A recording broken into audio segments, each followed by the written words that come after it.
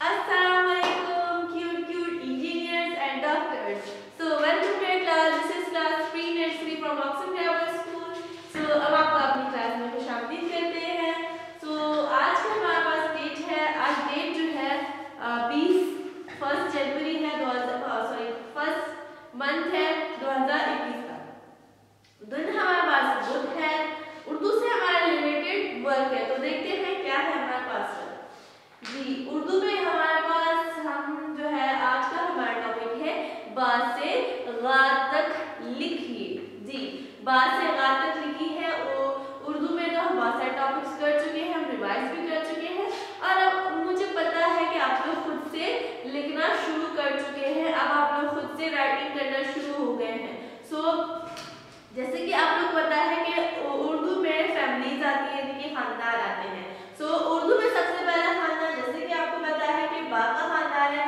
बा के खानदान में 5 लोग हैं और बा के खानदान में जितने भी लोग हैं उनकी सबकी शक्ल बिल्कुल सेम है.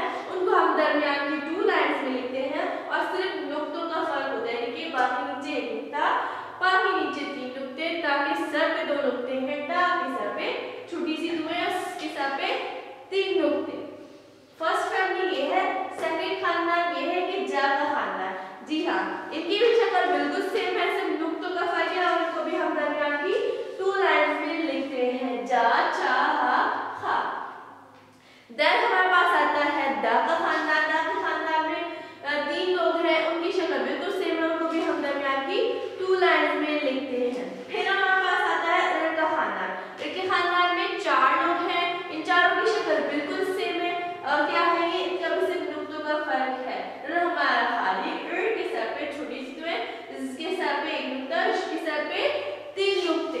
फिर इसके बाद हमारे पास जुड़वा खानदान आते हैं, यानी कि ऐसे खानदान जिनकी शक्लें दोनों की शक्लें बिल्कुल सेम होती है. जैसे कि ऊपर तो है बहुत सारे लोग हैं, यानी कि 5 या 6 की शक्ल सेम है, लेकिन जब जुड़वा खानदान आता है हमें सिर्फ 2 लोगों की शक्ल सेम होती है. जैसे कि सी यानी कि दोनों की शक्ल सेम है, इनमें सिर्फ नुक्तों का फर्क है. अच्छा, जुड़वा खानदान में जब जुड़वा खानदान जब शुरू होता है उसमें से पहला हुक्म होता है, उसमें उसके ऊपर से कोई नुक्ते नहीं होते, लेकिन जो सेकंड होता है उसके सर पे नुक्ते होते हैं. ठीक है, अब ये क्या है और श. अगर मैं श के सर से नुक्ते हटा दूं तो दोनों की शक्ल बिल्कुल सेम है. अगर मैं नुक्ते लगा दूं सिर्फ 3 नुक्तों का फर्क है. देन क्या है श के बाद क्या है यानी कि और इसकी शक्ल बिल्कुल सेम, सिर्फ 1 नुक्ते का फर्क है. तो फर्स्ट हमारा खाली, उसके सर पे कोई नुक्ता नहीं है. सेकंड के सर पे क्या है 1 नुक्ता है और उनको भी हम दरमियान की 2 लाइन्स में लिखते हैं. फिर आता है हमारे पास ता और ज.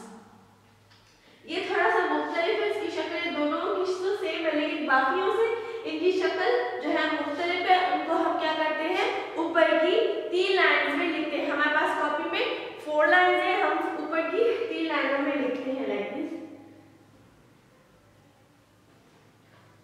ठीक है. फिर हमारे पास आता है फिर दोबारा से जुड़वा खानदान आता है, यानी कि आ और गा. आ और गा की बिल्कुल शक्ल सेम है बाकी जुड़वा फैमिलीज की तरह, उनमें भी सिर्फ नुक्तों का फर्क है. अच्छा, जुड़वा खानदान में सबसे खास खूबी ये है कि जो पहला हुर्फ आता है उसके सर पे कोई नुक्ता नहीं होता, लेकिन सिर्फ सेकंड के ऊपर नुक्ते होते हैं. दोनों की शक्ल सेम होती है, सिर्फ 1-1 या 2-2, 3-3 नुक्तों का फर्क होता है. सो आज का आपका ये वर्क था. आपने वाला वर्क अपनी उर्दू की CW कॉपी में 2 टाइम करना है ताकि आपकी अच्छी से अच्छी प्रैक्टिस हो जाए. सो आपका ये वर्क था. बासरी के गा तक मेथड आपको बता दिया गया है.